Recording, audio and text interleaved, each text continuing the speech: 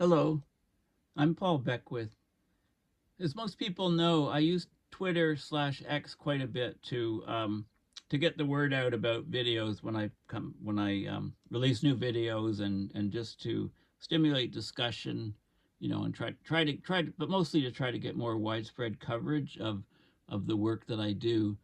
So I was very interested when I saw this article in phys.org late last year called Mother Nature Knows Best When It Comes to Climate Solutions, Social Media Users Say.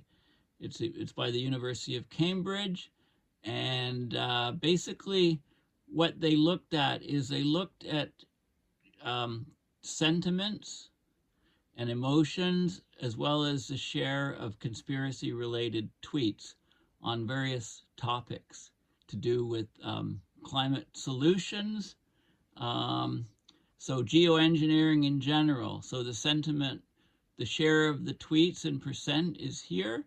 So more tweets were negative about geoengineering in general than were positive. The emotions that were generated by these tweets, there was anger is a red, and disgust is purple, and fear is blue, and joy is the orange, right? And then there was conspiracy related, the share of the tweets that were conspiracy related on this topic. So they did this for geoengineering in general, for solar radiation management in general, and then they looked at stratospheric aerosol injection, cloud brightening, albedo modification, all of these different things. So it's interesting just to look at this list. And you can see like what stood out as the negative things. Well, stratospheric aerosol injection, the idea of putting sulfur or something else up into the stratosphere to block some sunlight and cool the planet. Ocean fertilization was very negative here. The interesting thing is, to me, is that, or the bad thing is that I would say these two techniques are probably the most likely to occur and the most important out of all of these other things. I put my bet that I would bet on these horses to be actually to make a big difference, a big dent on abrupt climate system change. you know, uh, and most people didn't like those too much. So we can't basically believe Twitter people necessarily, but still, it's interesting to get the view of what people think about these different topics. So I'm going to talk about this and the paper that this comes from. So a survey of more than 1 million social media posts suggests that people feel more positive in general about nature's ability to solve climate change than human technology. And this research was published in the journal Global Environmental Change. It was a University of Cambridge study. So researchers analyzing 1.5 million posts on X, formerly Twitter, used the latest artificial intelligence driven language models. They found expressions of disgust and fear related to the term geoengineering, and that's where they came up with these assessments. And the disgust and fear was often associated with radical technology like spraying atmospheres into the atmosphere or solar space sails. But posts about nature-based efforts to protect carbon storing ecosystems like rainforests, kelp forests under the sea, and peat bogs offered more positive expressions such as joy, according to researchers from the University of Cambridge, the Mercator Research Institute, International Institute for Applied Systems Analysis, and also Boston University. So social media provides an opportunity to tap into the ocean of thoughts and feelings people are sharing in public conversations about emerging technologies. Very, very powerful techniques. I talked in a separate video about AI and the double-sided sword. It can be for good or it can be for evil. So which side will win out?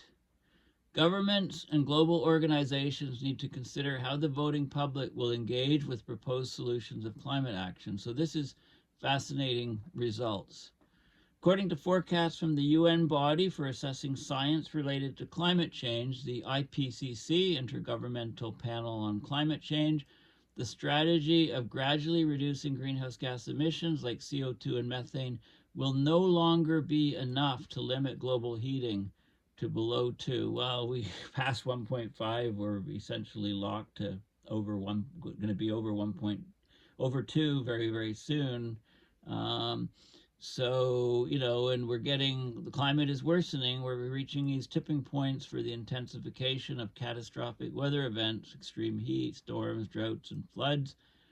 Okay, so the IPCC has said just recently that in addition to the gradual reduction of global emissions from burning fossil fuels for power and heat in industry, homes, and for travel and food production, humanity will need to actively geoengineer climate solutions to prevent further warming by removing greenhouse gases and or reflecting away excessive sunlight. So we're talking about carbon dioxide removal and also solar radiation management.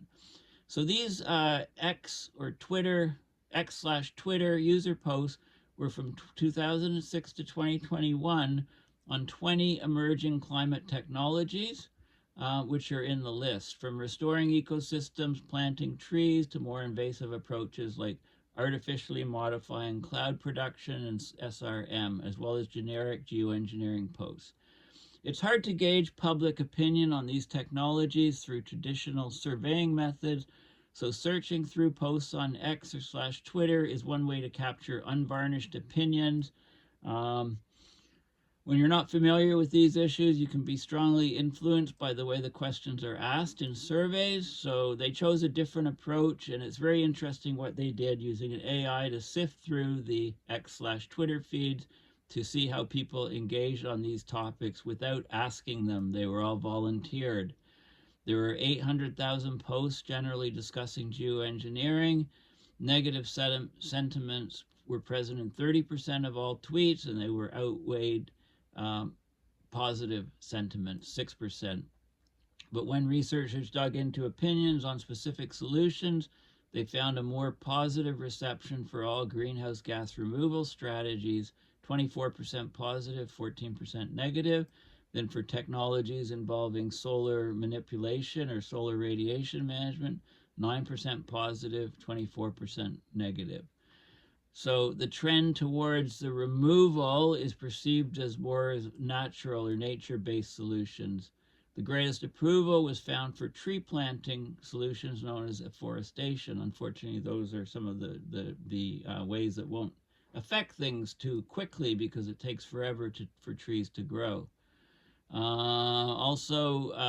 authors recommended avoiding the use of the misunderstood term geoengineering, which includes all the efforts to mitigate climate change from both technology and natural solutions, right? Because there's public anxiety about geoengineering because the chemtrails lobby and nonsense over the years is strong in people's views, right? So when a lot of people hear geoengineering, they think chemtrails and they immediately say conspiracy theory, right? So the information, it's important to know. And now what do we do about this? It's up to scientists and policymakers to either clear up these concerns and try to bring people around, or listen to the public who at this moment are more supportive of nature-based solutions. So the actual paper is open source, so I can have a good look at it. But again, if you just go through, spend some time looking at this, because we all have our favorite solutions, like space shades, or people are more positive than negative about it. Cloud thinning is good. Cloud brightening is good. Methane removal is kind of neutral. Making the ocean more alkaline, people love that idea. Enhanced weathering, biochar, afforestation, ecosystem restoration. I mean, who's against ecosystem restoration? Like, I don't understand. Some of those things are like slam dunks, right? Soil carbon sequestration. So all these are much more natural, sort of nature-based, if you like. Whereas these are, people are not liking these. They don't understand them. They have fear and a lot of negative reactions to them. the positive reactions, emotions, or to more of the nature-based solutions. And there's always a conspiracy-related one because of that loaded word, geoengineering, which has been hijacked by chemtrail people, basically. Okay, so there's a lot of information packed in this, and this is the actual paper. Attention, sentiments, and emotions towards emerging climate technologies on Twitter. They have to say on X, right? And this is this 2023. This came out. This was available online October 27th, 2023. Okay, so lots of people involved in the study. So we'll look at the figures and the abstract. Public perception of emerging climate technologies like greenhouse gas removal and solar radiation management will strongly influence their future development and deployment. Studying perceptions of these technologies with traditional survey methods is challenging because they're largely unknown to the public. Okay, so social media data is a perfect way. Mining the data to find out what people think about things is a good way of looking at unsolicited opinions of individuals. They voluntarily post 1.5 million tweets, covered 16 greenhouse gas removal and SRM technologies. They use state-of-the-art deep learning models, AI, to show how attention and expressions of sentiment and emotion developed between 2006 and 2021. In recent years, attention shifted from general geoengineering themes to specific greenhouse gas removal methods. On the other hand, there's little attention to specific SRM technologies. They often coincide with conspiracy narratives. Okay, so yeah, so this is a really, really interesting study. It's a fascinating study. I highly recommend that you have a look at this because, look at what Twitter people, unsolicited opinions, are saying about your pet way that you think that we can get out of this climate mess. What are some of the possible things that we should do? And then so get the data on it. So let's just go and have a look at it. I mean, there were lots of tweets. These are some of the statistics. They did tweet count, retweets per tweet, replies per tweet, likes per tweet, on all of these different topics. So you can see the statistics on your particular method. Like, and there's some very surprising results. Some, ocean alkalinization, very few people talked about it. BECCS is one that the IPCC has been pushing that I don't think will work, and so on. So anyway, you can look at them. So this is a yearly tweet count. This goes from basically 2009 to 2021. You can see, they're all going up. The trends are going up for all of them. People are getting concerned about climate change, or they're thinking more about solutions. Greenhouse gas removal is the green. You can see how it's grown. Carbon capture and storage stayed pretty constant. Geoengineering, peaked and then dropped a bit. SRM barely on the radar, solar radiation management. This is a yearly tweet count for all of the different subcategories. So, if you look at ocean fertilization, for example, it got big here. What was that? Was that when I was talking about it? The red chunk. And, it's dropped off the radar, basically. This is methane removal. You can't even see red here. In the last few years, nobody's talking about ocean fertilization, right? It's just completely dropped off the radar. Blue carbon management, that's ocean stuff, is getting a bigger bite. Cloud thinning, space shades, right? Stratospheric aerosol injection. You can see a big jump here. I think, there's a book. I was talking about the anthropogenic, the anthropogenic Arctic volcano. I think, maybe I can take credit for some of these jumps in stratospheric aerosol injection. Also books we're including it, and some people, thought anyway. It's really fascinating. It's really good data. And this is what I showed you from the article about it, right? This is a very good data to have on, and you can look at your favorite methods and see, well, people are worried about it, they're fearful about it, they like it, they don't like it. They, there's all these different emotions that are categorized by the AI. Looking at the data, it's over a big database, 1.5 million tweets, so it's very useful information to have. And then there's this map here, which is it's interesting. This is a map of tweets using a two-dimensional projection. So each dot corresponds to a tweet, and it's colored according to top-level categories. So blue is general geoengineering. Orange is solar radiation management. This is stratospheric aerosol injection. Um, there's ocean fertilization here, blue carbon, afforestation, soil carbon. So these are the nature-based solutions, the greens, greenhouse gas removal, and they're getting some traction here. Carbon capture and storage, I don't see too much there, a bit here, I guess. Okay, so it's just a very, so these findings are it's a very interesting study. It could be very important because policymakers and people can see, scientists can see, okay, well, we know this method's not going to work, but the public loves it. So we've got to educate the public on this method.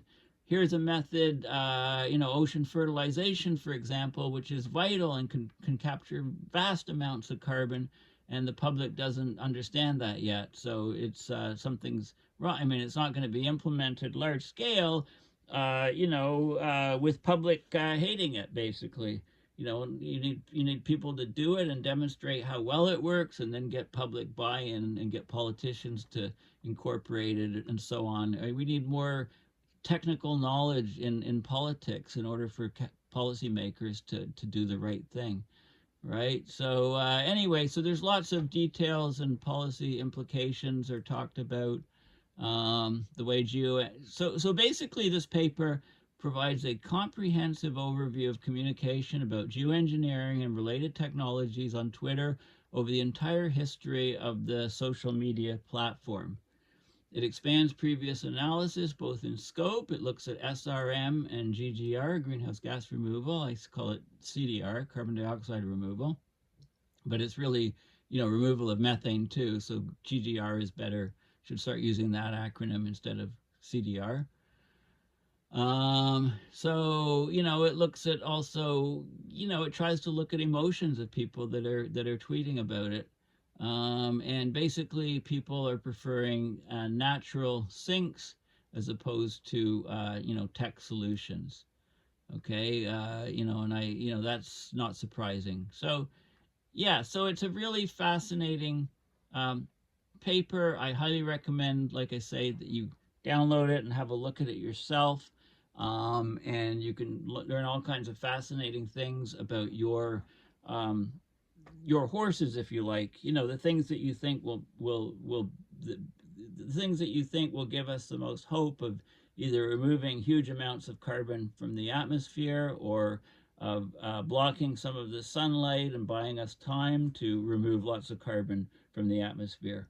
Right, the solar radiation management, SRM technologies that are being looked at, and also the carbon dioxide removal and greenhouse gas removal technologies. So, which we're going to have to use these things because we've left it too late to, bring the planet back from climate precipice. We've just by reducing fossil fuel emissions, we've just left it too late. I mean, and global warming is clearly accelerating in huge leaps and bounds. 2023 set all kinds of records, and 2024 is probably going to break all the 2023 records. So there you have it. I mean, we need different climate technologies. We need to deploy things. We need to scale things up. And these are some of the, they consider most of the possibilities that people have thought of, and are tweeting about, other technologies exist, but nobody's tweeting about it. Nobody understands it. Maybe just a few scientists. So it's a very fascinating and interesting study, and I hope this type of study is done every year, repeated. Take the data every year and add to it. I mean, you can see the time progression, right? In this guy, because this is from 2009 to 2021. So let's see this paper republished with 2022, 2023 data, and see how things are changing in terms of the public's perception. And again, this beats surveys hands down because it's unsolicited advice. It's just analyzing, it's data mining what's happening on that platform. Twitter platform. It's not a survey asking people for opinions, etc. And it's really interesting that the AI can actually detect, pull out different emotions from the language used in the tweets. I mean, this is a really fascinating addition to knowing all of this data. So thanks again for listening. Please go to my website, paulbeckwith.net, and donate to PayPal to support my research and videos. Thanks again, and bye for now.